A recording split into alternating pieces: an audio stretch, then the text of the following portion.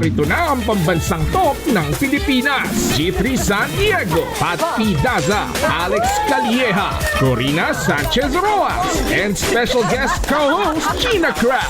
Wow! Wow! Wow! Ang dami nating buhok. Yes! Yes! Malago! Malago ang buhok. Hair supply. Hair supply. Welcome back! Welcome back! Presyo's #1 Netflix Yes! hit! Malita ba? Ba't magaling pag nanasa yan? Ilang buwan na kami yung nakikita. Oh, si Cheena. And welcome, Ay, Miss sino? Cheena Crab. Miss Cheena Crab. Baka ma-culture shock si Cheena, ha? Pagpalit mo ako. Dinay ko sa alahas, girl. lang yan. O eto na, pataas na presyo ng gasolina at diesel. Kinakaya nyo pa ba? Ako, halaga ng piso kwarto dolyar nasa 60 pesos and 50 centavos na. Baka tumataas pa. Presyo ng bilihin, sobrang taas na rin. Make love, not war. Gera sa Middle East, kailan kaya matatapos? Sus Mariosep, kakabalik ko lang, sinalubong mo ako ganito. Sa energy crisis na ito, apektado ang buong mundo, the whole wide world. Nako, at sa krisis na ito, dapat mahaba-haba ang pasensya mo kasing haba ng babay ko. Oo nga naman. Okay, napansin ba ninyo na summer na? Oh, it's summertime. Dapat pala nakabikini ka, girl. Ako, si G3 lang ang I'm so kayang-kayang covered up. Oo nga. Covered Hindi up. bagay sa'yo, G3. Yeah. Correct.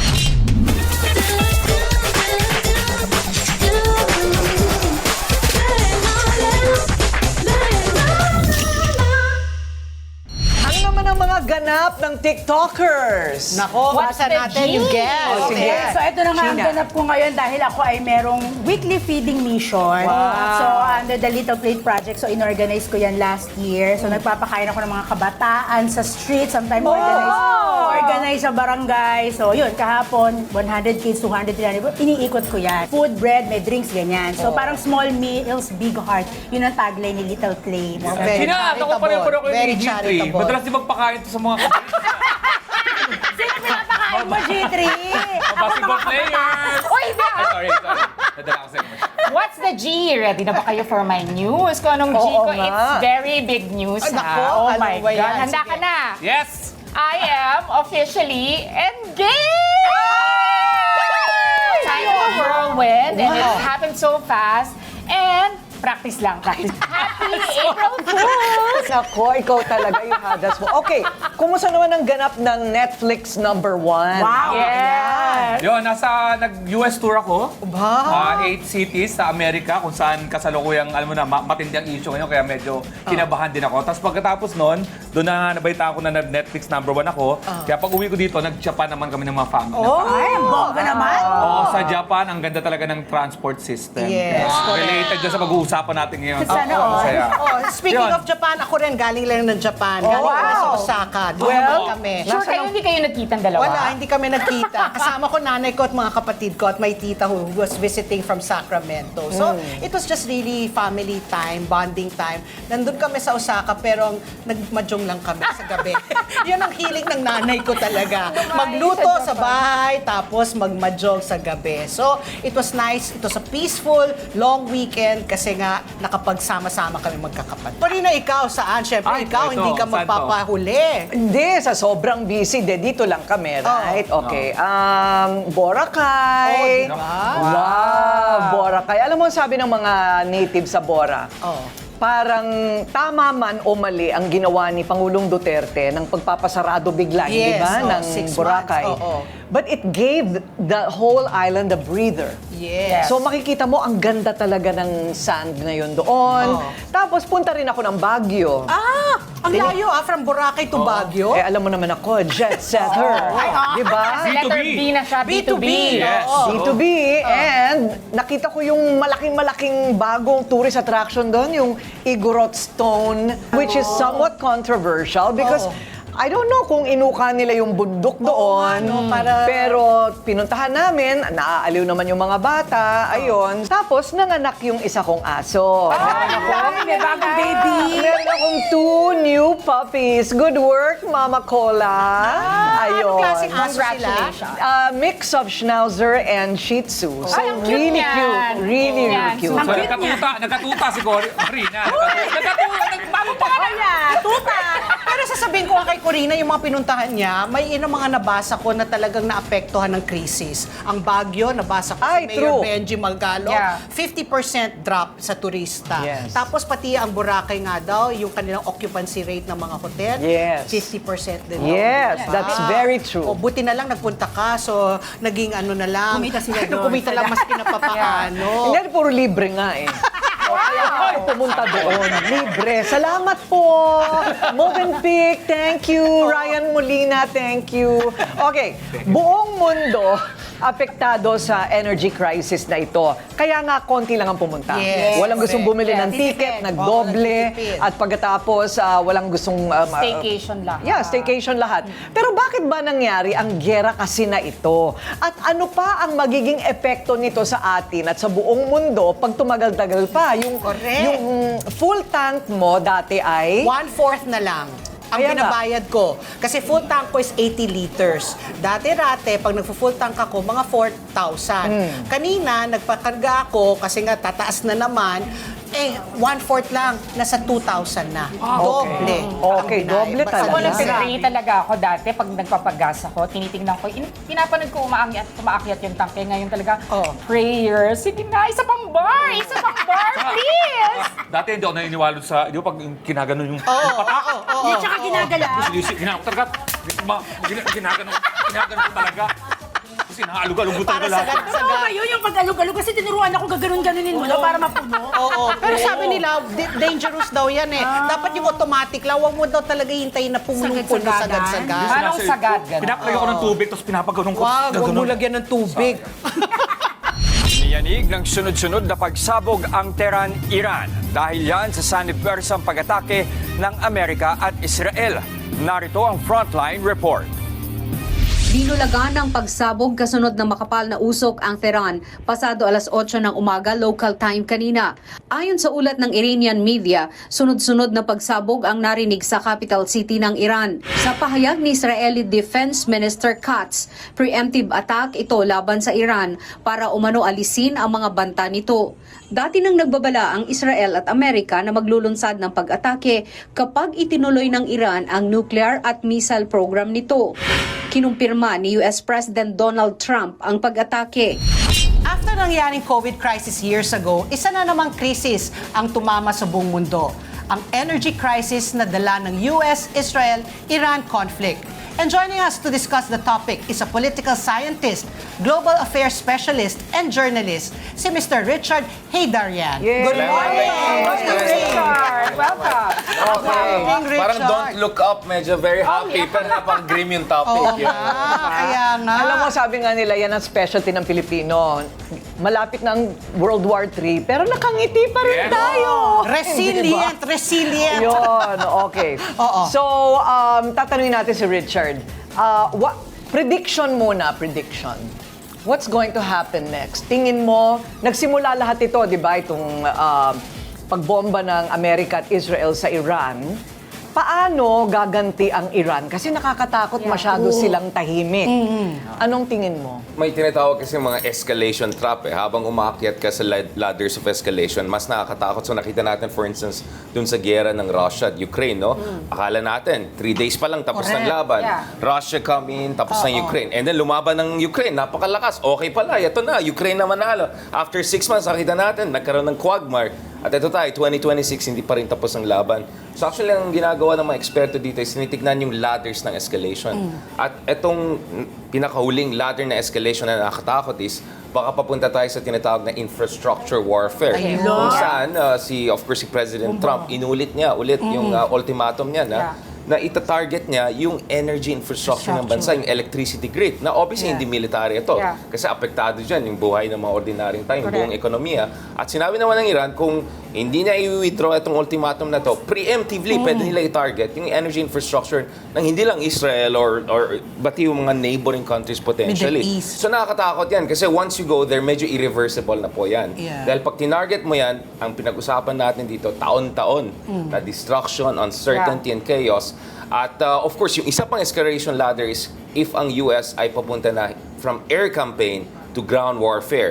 So meron pang isa pang speculation ngayon na ang sinasabi nilang rescue mission na ginawa over the weekend ay hindi actually rescue mission alone, cover siya for something else because may mga nakikita tayong debris ng mga American helicopters sa isang area na malapit doon sa nuclear sites kung saan may suspected na mga uranium, highly enriched uranium nilagay dyan. So may mga nagsususpect ngayon, especially after yung firing ng napakaraming generals, ng US ngayon ay tinitignan ng potentially special ops para kunin yung uranium enriched ng Iran. Exactly. So, ngayon papunta na tayo from air campaign to potentially ground operations. At nakakatakot din yan kasi kung mataas ang casualties ng US dyan, iba na naman yung narrativo and all. So, the reason why this is even more difficult than the usual conflict dahil maraming mga variables factors dito is si President Trump mismo. Dahil hanggang ngayon, hindi natin alam ano ba talaga yung justification at endgame niya. Kasi kung yung nuclear program, sabi niya last year, obliterated daw. Diba? Kung sinasabi niya yung kakayahan ng Iran in terms of missile capability among others, sabi nila 90% degraded na daw nung isang month pa. So what is this really all about? At ngayon, of course, nadagdagan pa yung problema dahil ang Iran, kontrolado niya yung Strait of Hormuz. Kung saan, hindi lang dumadaan, actually hindi lang ito oil and energy crisis, fertilizer crisis. At may secondary effect ito sa lahat ng mga... So actually, baka mas malala pa ito sa combination ng COVID pagdating sa epekto sa ekonomiya. At Ukraine crisis and potentially papunta na tayo sa global recession even, like 2008. So, kaya dyan, ang hirap magbigay ng prediction. At best what we can do is to say, pag pumunta tayo sa ganitong cycle, ito yung mga possible scenarios na mangyayari. So, pero Richard, para sa kalaman ng ating mga viewers, baka bigyan mo kami ng background. Bakit ba nag-umpisa? Marami nagsasabi, bakit? Tinatanong din niya ni Obama. Ni President Obama. Well, I mean, nangyari kasi dito is, nung last year, sumali si Trump doon sa atake ng Israel, yung 12-day war. In 12 days lang. Yung response ng Iran napaka-calibrated. May mga ilang missiles lang, basically, de-escalation na tayo. At actually, na-predict natin dito sa isa pang show, no? Sabi ko, after yung response na yan, magsi-ceasefire na yan. So, and then after that, nangyari yung sa Venezuela, kung saan, seamless. No injury, nothing. Seamless. Isang 2 oras lang, nakuha na si Maduro, nandiyan na sa New York, naging Nike commercial na, di ba? So, luto daw kasi yun. Well, obviously. Luto. Pero may campaign of pressure, di ba? So, meron ka months-long gunboat diplomacy, may CIA na tinitingnan yung patterns of life, and then sa loob, meron negosasyon nangyari. So siguro ang most likely na nangyari dito is yung state of mind ni President Trump is, ayun pala, madali lang pala eh. One and done. Spectacular, high flashy, pero walang cost. So akala niya siguro ma-replicate niya ito. Except this time, sabi ng Iran, iba na to. Pag this time umatake, especially kung tinarget mo yung supreme leader, mga ganun, regional war na yan. And nakita natin, yung ginawa ng Iran compare sa last year, kasi nung in-attack sila ng Israel last year, may response lagi, kasi tinarget yung command center. This time, ready ng Iran. They learned all the lessons from 12-day war, na beef up nila yung kanilang capabilities, defense capabilities, air defense. But, most importantly, nag-adopt sila ng tinatawag na mosaic defense strategy. Kung saan, kahit titirahin mo yung center, each regional commander, meron na silang pre-given coordinates. Ganito pag nag-dark dun sa go na kayo. Kaya yung Iran, without, I think, 48 hours, 14 countries ang tinarget, di ba? Drones ang ginamit. All the reports coming out show na talagang vastly daming. Richard, demokrasyang bansa, kailangan desisyon ng Congress, Senate, hindi presidente. Nakikita natin parang si Trump lang ang nakikita natin.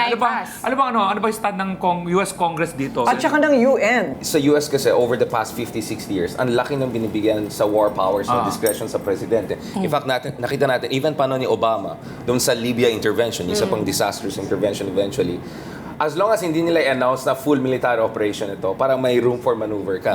Pangalawa, nakita naman natin may efforts yung mga centrists, sabihin natin Democrats, to push for, kumbaga magkakaroon ng votes ang Kongreso sa issue nito. Kaso hawak kasi ng mga Republicans ang Senate and Congress.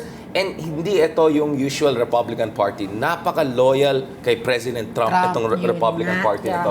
Halos wala ka ng katulad dati ng mga bipartisan Republicans sa pwede pa maglaro. So that's why hindi pwede umasa unfortunately sa Congress at this point in time. But at least. isn't the elections coming up? November pa naman, di ba? November pa.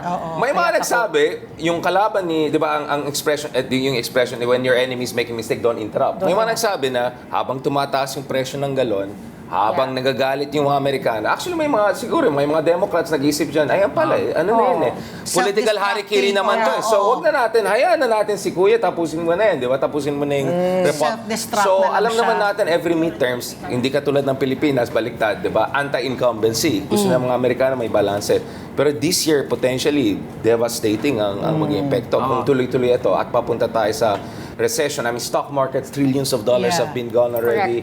At yung presyo ng... Ang problema kasi kay Trump, hindi niya ma-appreciate na even if yung US mismo ay isang oil superpower, dahil mas shale gas, may ganon, yung presyo kasi ng crudo ay base sa globalized market. May konting lag time between yung tinatawag na paper oil, real oil, yung oil Brent dito sa Singapore, ganun, at Brent crude oil sa US. Pero eventually, mag-align din yan. At the ordinary Americans are gonna pay the price for that. So even if he commits war crimes, walang punishment? Walang, di ba kasi nilalabag niya lahat ng mga panuntunan ng digmaan sa pandaigdigan, di ba? Yeah. So nobody has the power Klarong-klaro tayo na hindi mo pwede ito-target ang civilian facilities. Yes. May konting debate sa mga dual use or non-common. But war crime yan. Pag tinarget mo yung mga civilian facilities ng ibang bansa at hanggang ngayon may mga ano pa rin. Ano nangyari dun sa mga school children na pinatay sa Minop, no? Pero, nasa Hague ako nung isang month lang to follow kasi based ako sa Oxford ngayon. So I went to the Hague. Alam mo, nakakatakot kasi nawala na yung spokesman nila, ang daming abogado lumalayo. Sinanction na nga yung ICC mismo ang US. Yung International Criminal Court, sinasanction nila. So now, if you work with the ICC, baka maano ka pa ng US. So nasa kalagayan tayo kung saan, basically, hindi sumusunod or parang walang paki sa international law. Pag may mga international legal bodies na parang gusto karoon na accountability, for instance, yung ICC, hindi lang tinignan yung Gaza War, pero yung ginawa ng mga sundalo ng Amerika sa Afghanistan, sila pa yung sinisanction. So, andito tayo may nagsasabi na gangster geopolitics na ba tayo? Or nasa sitwasyon tayo kung saan the president doesn't even see the relevance of even international law. Diba? Parang mock politic na lang. At yun ang medyo nakakabahala ngayon. Pagdating sa UN naman, meron separation between UN Security Council kung saan may veto power. Pag sinabi ng US, ayaw niya, walang mangyari. Pero pag pumunta ka sa General Assembly, pumunta ka sa mga special rapporteur ng UN, sila mismo nakikriticize sa UN. Sa kakulangan ng international community dito. Okay, sandali.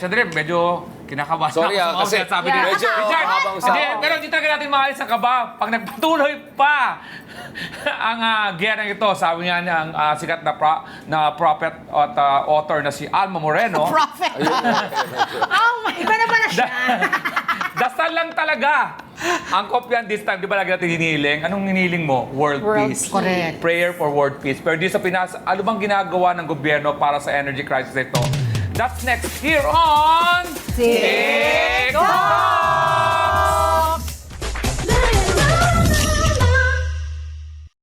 The reason that I declared an energy emergency is to provide government with more options should the need arise. Binibigyan nito ng ating pamahalaan ang mga kapangyarihan kumilos ng mas mabilis, bumili ng langis ng hindi na kailangan na dumaan pa sa matagal na proseso at pagsamahin ang lahat ng ahensya sa isang direksyon. Dahil sa mga kapangyarihan na ibinigay ng Executive Order 110, mas marami na tayong magagawa at mas mabilis na ang magiging aksyon ng pamahalaan. Mapapabilis ng Department of Energy ang pagbili ng langis mula sa ibang bansa. Paiigtingin natin ang aksyon laban sa hoarding at sa mga nagsasamantala, hindi lang sa langis kundi sa lahat ng pangunahing produkto. Kami po ay take. Ngayon, wala pa po yung kung ano ang magiging desisyon talaga ng Iran at US doon sa banta ng US sa Iran na kapag hindi pa rin pinadaan ang kanilang mga vapor para sa Strait of Hormuz ay magsisimula na talaga ang infrastructure war, you were saying. So, let's do two scenarios dahil hindi pa nangyayari. What is a scenario if they do go ahead and... So, kanina lang may isang update na naman na may insider na nagsabi na actually may negosasyon na nangyari behind the scenes potentially. Mediated, I think, by Pakistan, Turkey, Saudi Arabia, and I think Egypt, no? So mga major Sunni powers, regional powers. At ang problema kasi dito is yung term of negotiations and engagement eh. So I think yung Iran gusto nila i-leverage yung control nila sa de facto control na sa Strait of Hormuz to push for a long-term settlement. Kasi may mga reports na actually, remember, nangyari itong dalawang gera na yan sa gitna, yung 12-day war at ngayon, sa gitna ng diplomacy. Yeah. At actually, base, don't believe me, but tignan mo yung sinabi ng mga reports about, kasi nandun yung National Security Advisor ng Britain. May Qataris din. So hindi lang siya sa Oman. Many countries are involved. Kasi lahat may interest na hindi magkakaroon ng regional war. But sila nagsabi, nagtaka sila, actually yung Iran, very flexible daw. They were willing na i-dilute lahat yung mga medyo mataas na enriched uranium na pwede gamitin sa potentially weapons program. And then of course, even even a non-aggression pact, potentially peace deal. Kasi 50 years na itong labanan ng Iran, naging Cold War ng Iran at US na ngayon, naging hot war na. So actually, ang gusto ng Iran is, out of this war, magkakaroon ng assurance na never na sila ma-attack ulit. At matanggal yung sanctions sa Iran. Because mayaman ang bansang Iran. I think they have the second largest reserve of natural gas, fifth oil, pero hindi nila ma-export yan dahil sa sanctions na yan. So gusto nila i-leverage yan. Kay Trump naman, gusto naman niya capitulation, yung parang nangyari sa Venezuela, which is unrealistic now. So whether the both sides can find something in between those two positions, umaasa talaga ako sa diplomatic efforts na yung mga bansa na minention ko. Saudi Arabia, obviously, dahil leader siya ng Gulf Arab countries. Oman was supposed to be the mediator. Oman was always there. Actually, as we speak, parang Oman at Iran nag-usap din sa Strait of Hormuz. May good news tayo na actually, remember, yung Strait of Hormuz, may north part na Iran, may southern corridor na border na Oman. Mukhang dumadaan ng maayos na mga tao dyan. So may maraming mga levels of diplomacy nangyari. There are also indications na gustong bumalik ulit sa diplomatic table. Pero yung terms ay kailangan mag-adjust realistically kasi ayaw mapahiya yung both sides. But restricting the Strait of Hormuz actually benefits Iran, di ba? Because mas kumikita sila. Well, I mean, kung magbibigay na sila ng toll. 10% lang tayo ngayon, di ba, compared sa last year. At the end of the day, of course, yung Iran kailangan din nila mag-export. At kung yung area na yan ay medyo magulo for a long time, it's not also good for Iran at saka for the region, obviously, dahil magre-redivert na yung mga Gulf countries ng kanilang oil exports from the other side. Now, ibang usapan yung Houthis and Yemen and Bab al-Mandab, ibang issue na yan. Pero meron din kasi ang Iran kasi major trading partner din niya is Emirates. Right? So, ang long-term interest ng Iran is sila yung may de facto influence, dominance over the strait. But basically, babalik sa certain level of normality yung area. Richard, Andrea, sa mga tambay na nakikinig, yung Strait of Hormuz parang pong skinita yan. Tapos may tambay, magkaaway magkabila, ang hindi pinapalaban ng tambay, di ba kailangan maglagay ng tong, o kaya huwag dadaan dito. Ang dami na binabayaran. Para lang po makarinig. Kasi mamaya, mga tambay kong tropa, huwag kayong alis. Kaya natin to, intindihin nyo lang. Naniniwala ka talaga, Richard, na may point of no return ba for the Iranians? After all that, they will still agree to diplomacy? Ang tingin nila, wala talagang silang makukuhang garantiya, peace deal, sanctions waiver out of this. Ang threat dito is baka they'll go giant North Korea. Napakalaking bansang Iran, 90 million. I've been to North Korea. It's a small country compared to Iran. Yun yung kakaya nila. So that's the worst case scenario, they'll be communist? Yun yung worry ko, na kung ito ay mag-escalate, mag-ground warfare tayo, and then millions get affected. Tens of thousands tayo, God forbid. Then baka sabihin nila, wala na kaming pake. Isolated kung isolated. And of course, the difference is, yung Iran, mayroon pa rin siyang aliado na China, Russia, Iraq, may influence sila doon, etc. So baka they will feel they'll still can survive in that. Yun ang nakakatakot. But for me, ang hope ko dito is, walang regime change mangyari, malabong mangyari. Pero pwede ka magkaroon ng regime transformation. Kung saan same regime, pero iba yung outlook niya. So my hope is sana yung Gulf countries, yung mga ibang mediators, maging more giant Vietnam ang Iran kaysa giant But do you see, Korea. what is your timeline? What are you giving it, Richard? Before at the start ng February 28, sabi ni Donald Trump, 4 to 6 weeks lang. We're already on the 5th week. At the end of the day, he's still the most powerful man in the world. Tama si Korina, yung Iran nagpakita sa they had 8-year war war with Saddam Hussein. So ito yung isang bansa na willing to go all the way War. for years. But Trump is still the guy who calls the shot here. He's still the most Yes. powerful. If tingin ni Trump, bored na ako dito, tapusin natin, let's Move on. find something around this. This could finish within the next week or two. Likas sa ating mga Pilipino ang pagtulong sa kapwa pag dumating na ang sakuna at krisis. Diyan pumapasok ang ating bayanihan spirit. That's next here on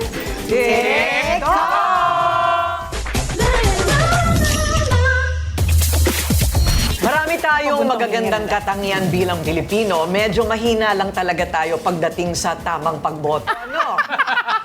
True. Pero, ay wala akong binabanggit na pangalan, ha? Tayong mga positibong katangian, kagaya ng ating bayanihan. Bayanihan ba, siraan? Ano ba? Lahat ka ba ba? Ang hirap ma-qualify ng Oo, ganun. Pero pero may combine. combination. Pag-combine, ano? Tulungan mo, Paano? kasiraan mo rin. Sorry. Okay. Yeah. So anyway, the President has already issued the executive order for energy emergency powers. So pwede niyang diktahan ang presyo ng lahat ng mga gas station. Kasi sabi mo nga, dati na yang inventory. Yeah. Bakit tinaasan nila lahat? So bakit nga ba hindi magawa ni Pangulong BBM yan? Una-una, wag natin kalimutan na the reason na nagderegulasyon tayo is dahil purong lugi yung mga kumpanya. Dahil sa mga corruption nangyari ng panahon ng Dati. dictatorship. Kaya si President Ramos, wala siyang choice na privatize niya. Ang malaking tanong is, nung na-privatize ba, maayos pa yung Yeah. proseso? At nung na-deregulate yung ating energy markets, maayos pa yung regulasyon or supervision? I'll be honest, I've never got completely reassuring ng mga sagot nung kinausap natin yung mga iba't ibang officials. Hindi ko lang ang pangalanan, pero pwede yung Google ang pangalan ko, lagay niyo lang ganyan. So, doon muna ako. Ang akin lang, may mga duda ako na medyo Yes. kailangan natin ipitin, medyo ayusin natin na mabuti yung mga... So, I think the deregulation went a little bit off. Too far, yeah. Pangalawa, yung refinery capacity natin. Oh, isa We lang. used to have 3 refineries. How many do we have now? Just One. 5. Ngayon, isa na lang. One, PNOC, At yung mga petrol. issue na yan, malaking problema kasi national economic security. Kung ma-refine natin dito, hindi natin kailangang bayan yung spot market. Kasi kung bumili ka kunyari sa Singapore, ganun, babayaran mo yung mga refineries dyan at bumili doon Refineries, at silang mahal. kikita. Pero kung dito yung refinery, ibig sabihin, pwede tayo bumili ng crude, Yeah. tapos ayusin natin dito. Tayo. Iba yung presyo at may differentials. So, bakit tayo pumayag na we come down to just one? Malaking problema. Ibig Correct. sabihin, hindi natin inalagaan yung mga basics Yes. natin in terms of energy security. And pangatlo, dun sa issue ng, okay, naintindihan ko yung argument na, syempre kung bebentahin namin sa'yo, kailangan namin bumili ulit. Kumita. Ang tanong ko naman is, bakit yung spot market yung basihan mo ngayon when binili mo dati? Dati And pa, assuming na yes, kailangan mo bumili ulit, bakit lahat ng cost ipapasa mo sa consumer market? At yung buong ekonomiya. Alam Yes. naman natin may mga windfalls profits tong mga to. Alam naman Negosyo pa natin rin. na magandang negosyo, kaya Yeah. nga medyo masarap ang buhay. I mean, Oo. it's not like nakawawang-kawa sila at hirap na hirap sila. At dito papasok yung prerogative of the state. Right. Pwede natin pag-usapan ng corruption, galit tayo sa gobyerno, mali-mali yung boto natin. But at the end of the day, ang kasangga natin ay yung Estado. Dahil ang Estado po, hindi katulad ng mga private corporations. Ay, private corporation profit ang basis. Their Bottom line. accountabilities andun sa kanilang mga investors at boards. Stakeholders. Ang Estado ay accountabilities sa atin. Yeah. So ang kailangan natin ay malakas at capable na Estado na ginagawa yung trabaho nila. And to be honest, I think now maybe it's better. But I was in the Senate just the other week. May mga kinausap tayong senador, hindi daw maayos kausap yung gobyerno. Like, they don't get reassuring. Kasi gustong tumulong yung Senado eh. Anong mga puwersang kailangan, anong mga batas, legislations. And they were not able to get a proper answer down. Napapagaling sila. What's up with the executive order? The emergency pa, kaya nga emergency. Yeah. Bakit? Urgent yun. Hindi ba pwedeng In magsalita? theory, kung gusto ni President Pwedeng Marcos, bukas. ito yung kanyang oportunidad na ayusin lahat ng mga Yeah. problema sinasabi Eh, mo. pagtanggal nga lang ng excise tax ang hinihintay. Ang tagal ng issue eh. Oh, di ba, kailangan mag-average muna ng $80. Pumapalo na nga ng $100 for a month. Tapos after that, he will take another month bago ma-fully, ma-feel natin. So, parang ngayon, April 12 pa, ang tinitignan na mababawasan yung excise tax. I mean, don't believe me, Christian Lagarde, isa sa mga top economists in the world, head ng European sa AMF, sabi niya, baka mas malala pa ito sa epekto ng pandemya. So, Correct. ibig sabihin, kahit matapos ang giyera bukas, hindi yung ka agad. naipit na mga supply, Yeah. Consequences. taon-taon Yeah. yung epekto niyan. Yung emergency measures ni Pangulong Marcos should be completely to reconfigure yung ating energy infrastructure Yeah. para handa tayo sa mga susunod na krisis at saka mga susunod na epekto ng krisis ngayon. So yun dapat, Big rethink ang kailangan so yun natin dapat ang ngayon. gawin ng mga senador. Exactly. Bakit ikaw ang tinatanong nila? No, actually, andun ako for a different topic. I know, diba? but what can they do? What Biglang can they isang do? nakita ko as a depressed resource lahat. person. So, Yeah. ano yan?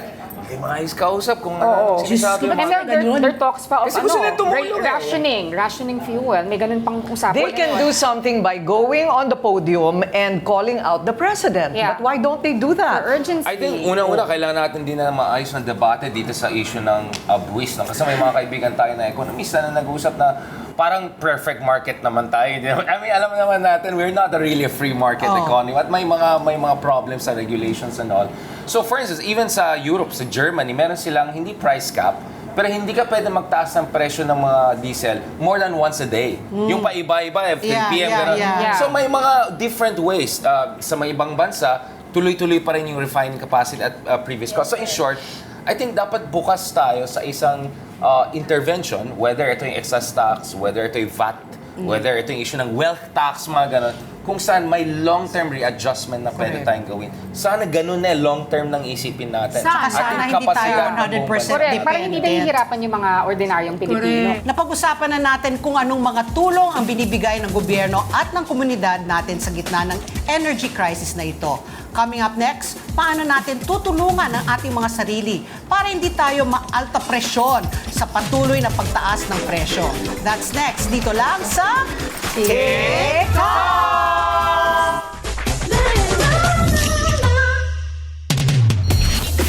Hay, nako! Pinagpawisan ka, no? Bakit patuloy ang energy crisis na to? TikTokers, ano ang tik-tipid tips nyo? Ang tik-tipid tips, oh. Tik-tipid? Nagpatuloy to? Paano tayo ng mga terms and ano hindi natin matatapos? Capitulation. Alam mo Kasi, ba? kasi ito na to, mga madam. Okay, paano tayo makakatipid? Sige nga. Ngayon, meron na akong alam, yung mga nagka-carpool, Okay. sabay-sabay papasok para hati sa gas, kasi doble na eh. Correct. Paano kung may BO yung kasabay mo? Wala. Bigyan mo ng deodorant. Tiisin mo, girl. Huwag natin isipin ng negatibo. Magandang carpool chismis. Planuhin ang lakad. Iisang biyahe lang para agree. sa maraming errand, di ba? Bawas ang lakad talaga. Iwas ang labas, ganyan. Kasi there's talks now of a second lockdown. So dadami ulit yung mga work from home, pagiging DA, digital assistant, and then yung hybrid. So now sustainability before was a concept, di ba? Parang ideal siya maging sustainable. Ngayon, practical application na siya. So dadami na talaga yung mga EV. Sino ang may embalsamador na tatay? Si Alex. Work from home daw. Uuwi mo yung patay doon sa ano? Okay, pagsama doon daw. Work from home, yari ka. Ay! I-deliver sa'yo yung patay. Pero hindi lang mga produktong petrolyong tumata sa LPG rin, yung pagluluto. Pag tumaas kasi ang gasolina, ang produktong petrolyo, sunod-sunod na yan. Inflation ang kasabay So, niya. ang bongga doon, pag nagluto ka, dapat batch by batch na. Magmaramihan ka na. Parang i-freezer mo na lang, tapos reheat. Sinigang sa umaga, sinigang sa gabi, sinigang sa kinabukasan. Or adobo, para it has a long life. Or, mabalik na tayo sa ihaw-ihaw. Yun Huwag na na ng uling or Yeah. firewood. Or pauso natin ang sa Pilipinas man, uso mga sachet. Sachet. Sachet ng LPG. Teka muna, going back to EV, nababalitaan ko na before all this happened, yung EV nalulugi na ang mga kumpanya. Okay? Parang there's only one brand that's still breaking even. Yeah. Pero kasi walang infrastruktura Correct. ng mga charging Recharging stations stations. sa buong Pilipinas. Kukonti So kung na. EV ka, Dadami yan. kung point A to point B mo ay ano lang, di ba, Cubao hanggang Ortigas. That's why hybrid ang sagot. So, pwede ka mag-gas and EV. Switch. But I think the shift to EV is upon us. Kasi tingnan mo ngayon, lahat ng EV car companies, skyrocketed yung sales ngayon. Kasi yung mga Pilipinong kayang bumili ng EV na vehicle as a Nagbilihan na. dagdag, yan na ngayon yung primary vehicle. Ang EV nila. kasi convenient yan pag may bahay ka. Pero pag nakatira ka sa condo, wala wala kang kang recharging charge. station. Aasa ka, pupunta ka sa mall, doon ka magre-recharge. So yun ang kulang, yung infrastruktura. Kaya sagot, hybrid. Mas maganda ang EV hybrid. tricycles. EV Ito pa ang tricycles. pinaka-importante, lalo na kay Alex, so pwedeng isuggest. Pag maliligo ka, dapat once a day na lang. Tapos, 5 minutes lang. Kahit kaya mong wisik-wisik na lang, pwede na. Saan ka nakatingin? Oo. Ako iba. Hindi pwede, mas makapal na ang buhok niya ngayon. Oo, mas matagal na yung ako shampoo naliligo ako, time. sabay-sabay kami naliligo ngayon. Yung white coat, tapos mga kumare niya. Community ba? Community ligo! Community ligo! Pero energy kasi. So energy, paano ba tayo magtitipid ng energy? Parang siguro kung hindi naman natin ginagamit, like kunyari TV, di ka naman nanonood, tanggalin mo na lang yung saksa kasi kumukonsumo Ang ka rin. effort, Kasi, oo, kasi parang ang dating, may pambayad nga tayo, kung wala naman ng power, kulang na rin, yes, di ba? So mag-save tayo, guys, okay? At sa ganitong krisis nga, dapat para-paraan din tayo para makatipid-tipid sa buhay, di ba? Ayan nga, at nagbibigay na kami ng mga tipid-tipid tips, kaya huwag kayong dededma-dedma ha, gawin nyo yan. Coming up, graded recitation Oh my ng God. mga TikTokers on our takeaways tonight. Next on TikTok!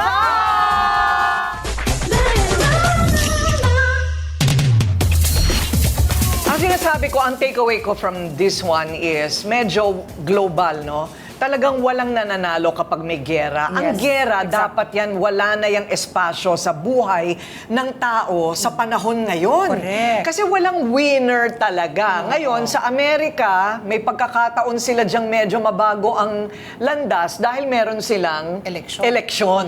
Ito yung kahalagahan ng eleksyon. Tayo rin, 2028. Sila, Nobyembre.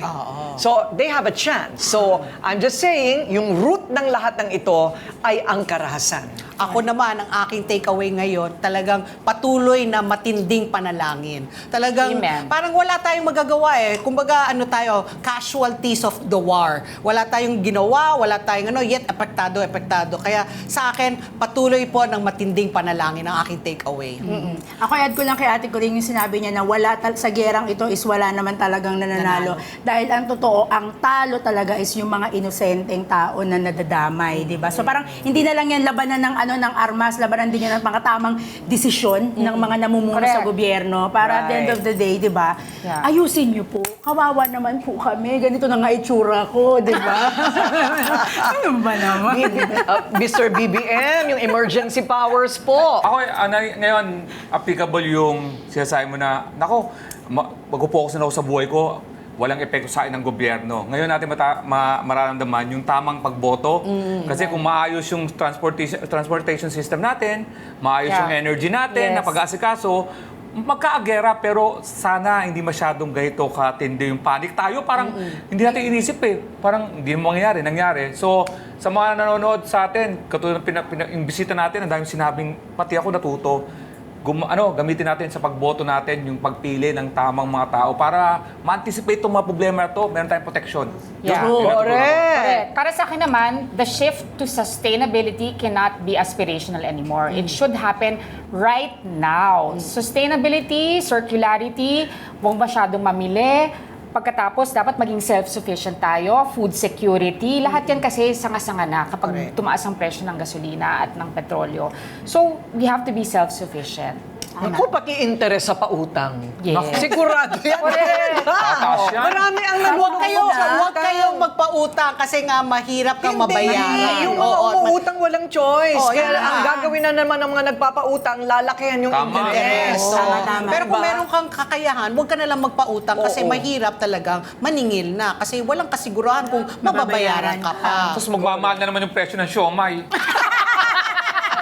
Alam po ninyo, iniisip nyo pala ang amin ng pinag-uusapan. Pag-usapan ang dapat pag-usapan. Ang makabuluhang kwentuhan na may halong tawanan, pampataba ng utak. At ang trip nyo, trip din namin yan. Kaya naman mag-message sa aming mga social media pages ng suggested topics nyo. Magsama-sama tayo muli next week sa 1PH na sabay-sabay ninyong mapapakinggan sa Radyo 5. Same time, same place dito sa TV5. See you next week here on TikTok!